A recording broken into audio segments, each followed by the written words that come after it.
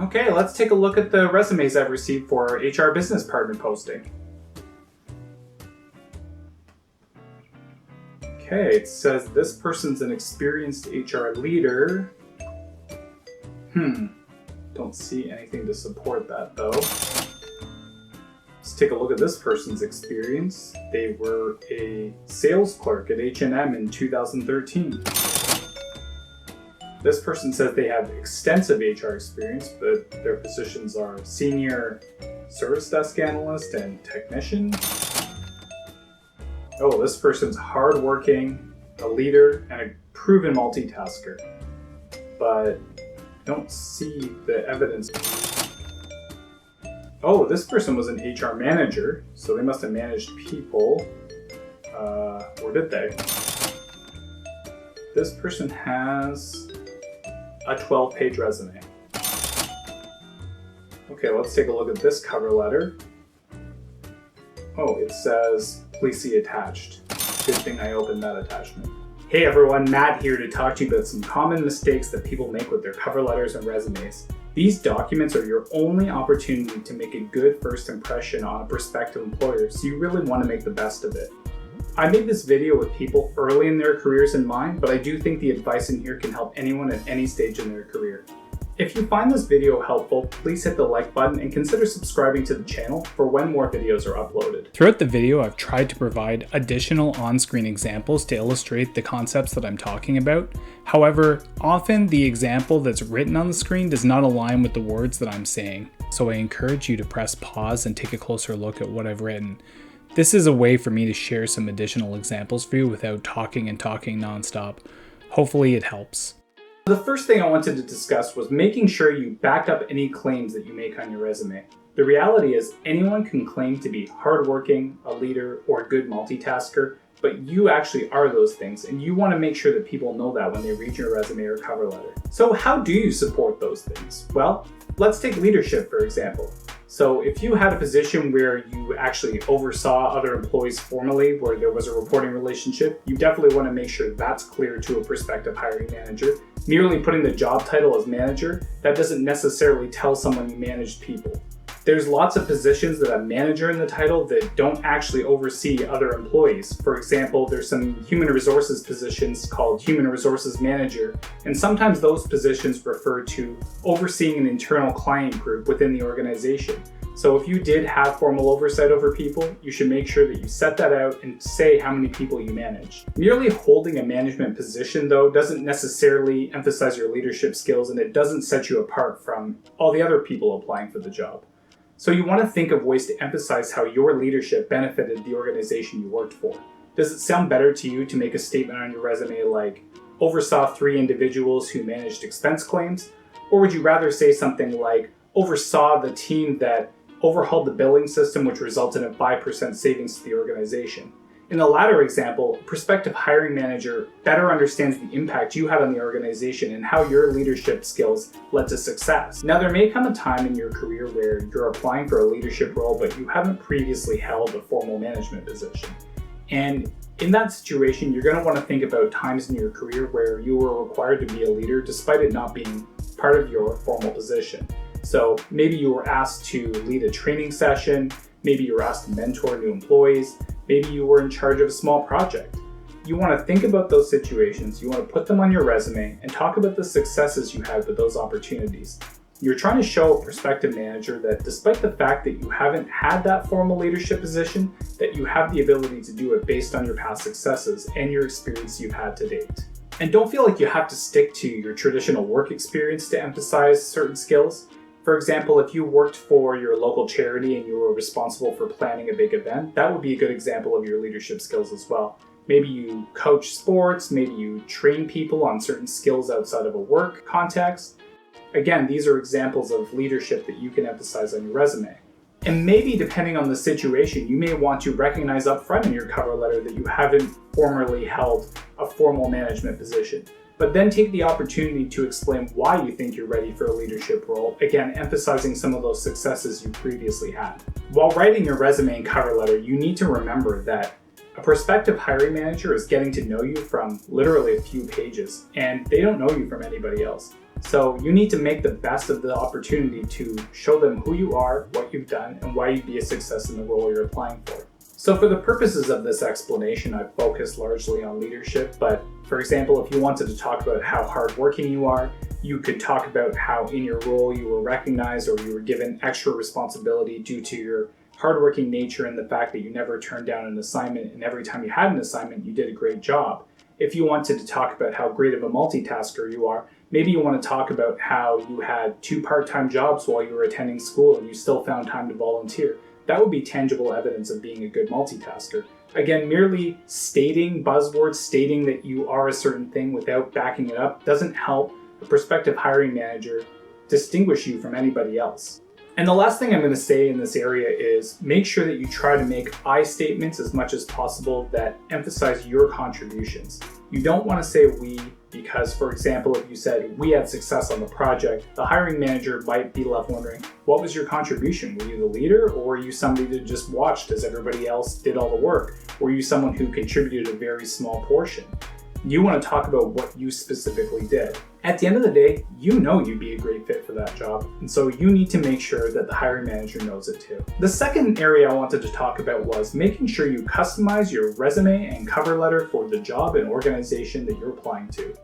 Organizations usually have a pretty good idea of what they're looking for, and what they're looking for is usually reflected in the job posting that you read when you apply for the job.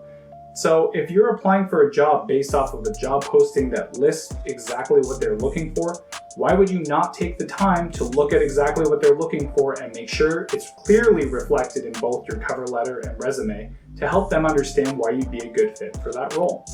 So naturally, the first thing you're going to do is carefully review the job posting, and you're going to make sure that the skills, knowledge, and experience that they've listed are reflected in your resume and cover letter. And as we previously discussed, any statement you make about those skills, knowledge, and experience will be supported. If you take a look at the screen, you'll see an example of an excerpt from a real job posting from General Motors on the left. It's a posting for a talent services specialist if you're curious. And I have excerpts from a mock resume on the right side that I put together as an example of how you can try and capture all of the key elements of a job posting into a few bullets.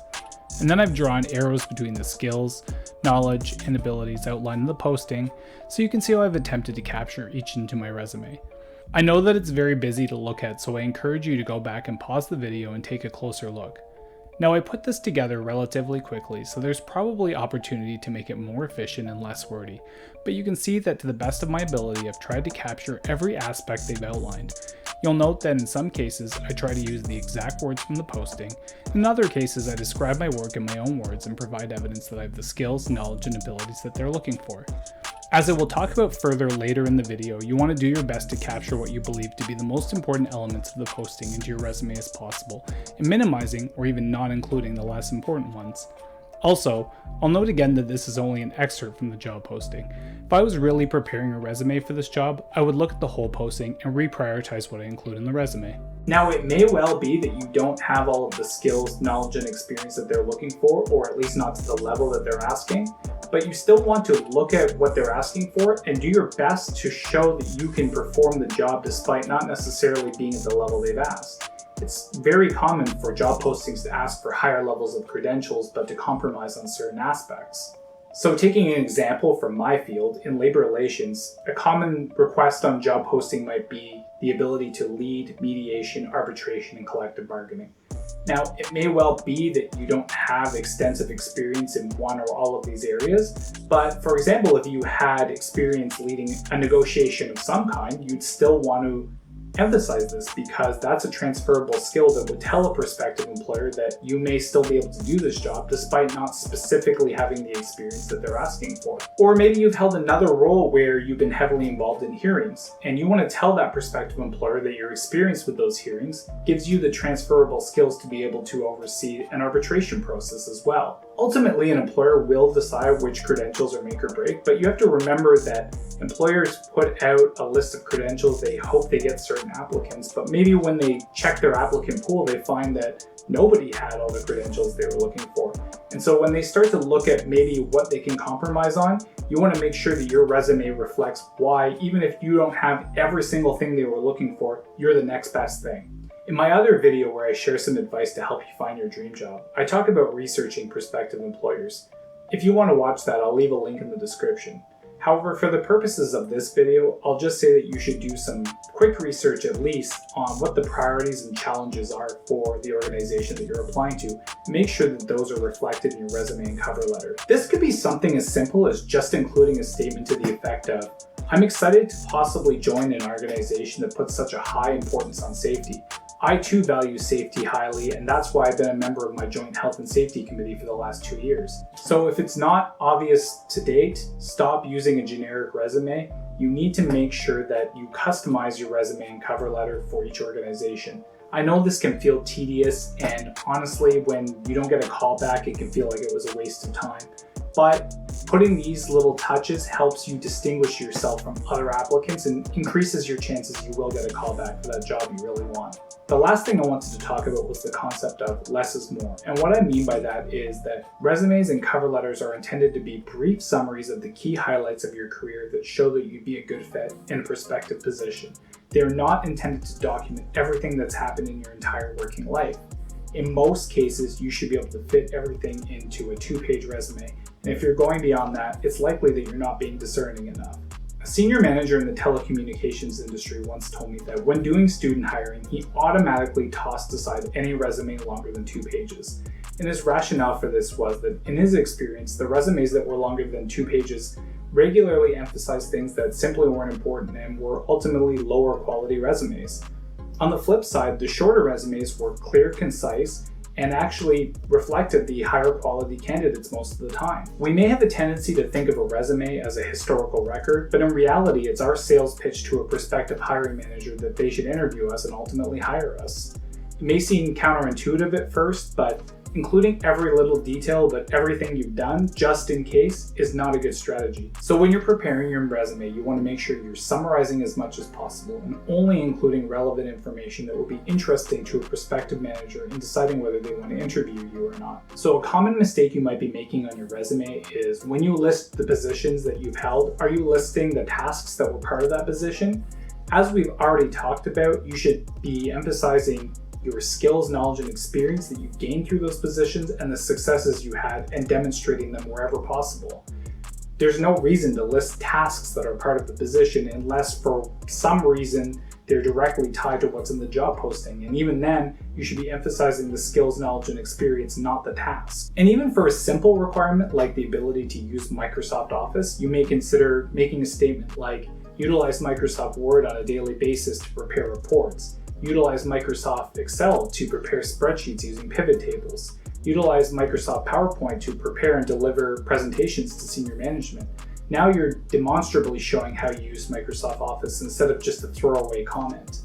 And when you're reviewing a job posting, it's unlikely you're going to be able to cover every single skill, knowledge, and experience listed. And so for something like ability to use Microsoft Office, consider not even including it in your resume. Maybe you only emphasize your ability to use Microsoft Office if you're applying for something where it's a critical part of the role, for example, like an administrative professional. Another thing you can do is remove things from your resume that are no longer relevant or not relevant to the job you're applying to. Is your job at the grocery store from 5 years ago really relevant to the job you're applying to now? Probably not. And when you're looking at the jobs you are listing on your resume, are you emphasizing the skills, knowledge, and experience that are important in the job posting that you're applying to? If not, consider removing them or tweaking them to make sure they align with the skills, knowledge, and experience listed in the job posting. You don't want to spend time talking about things that aren't necessarily relevant or won't be interesting for the prospective hiring manager. You need to use your space efficiently and emphasize the things that are actually important. And you may be early in your career and therefore you may not have as much field-specific work experience, and so you may wish to include some of these less relevant jobs to show that you still have experience. And that's fine, but you should still make the effort to show how these jobs are relevant to the job posting you're applying for. While I was going to school, I worked at a grocery store for 10 years, and during that time I had lots of different responsibilities. I was a cashier, I worked in customer service, I was a supervisor, I was a bookkeeper, and then ultimately I was the acting customer service manager as well as the manager of the cash office. And so emphasizing some of those responsibilities was still relevant to jobs I was applying for while I was coming out of school. Additionally, as someone who is in the labor relations field, I also took the opportunity to highlight that I had been elected a union steward, which was obviously something that's relevant to jobs in the labor relations industry. The other thing that I sometimes highlighted was that at some points in time, I had 3 different part-time jobs while I was still finishing up my classes. I wanted to show people I was hardworking and that I was a multitasker. And lastly, I wanted to make sure I'm being clear that when I say get your resume below 2 pages, I'm not talking about through a technicality. I'm not saying make the margins really small or make your font size 8. Put in the work to make a real, concise document that only summarizes the key information. At the end of the day, people are looking for employees that are going to be able to do this in their role, be able to summarize a lot of important information into a very brief summary. And so this is your first opportunity to show that. And as we've already discussed, if you don't have that skill, you may indirectly be telling the employer that they shouldn't hire you from your resume without even realizing it. So those are my common mistakes that people make when they're preparing their resumes and cover letters and how you can address them. So what are you going to do now that you've seen this video? Are you going to throw away a generic resume you've been using? Are you going to find opportunities to highlight some of the things that you've done in your career? Are you going to remove some old jobs from your resume that really don't help you get where you want to be? Let me know in the comments. And if you like the video, please click the like button and consider subscribing for when more videos are uploaded. Thanks, I hope you enjoyed this and I hope you have a great day. Bye.